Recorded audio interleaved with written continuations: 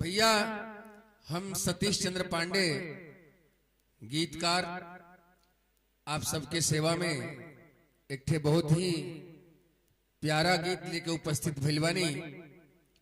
देखी बात वो समय के है जब भगवान श्री कृष्ण के जन्म भइल।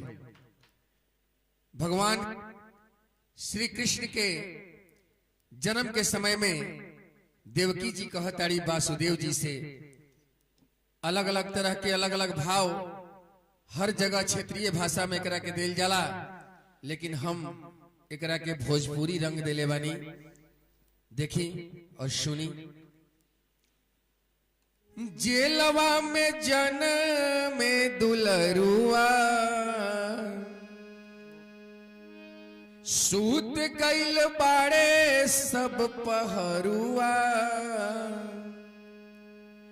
देवकी जी कहलिया कि जेलवा में जन्म में दुलरुआ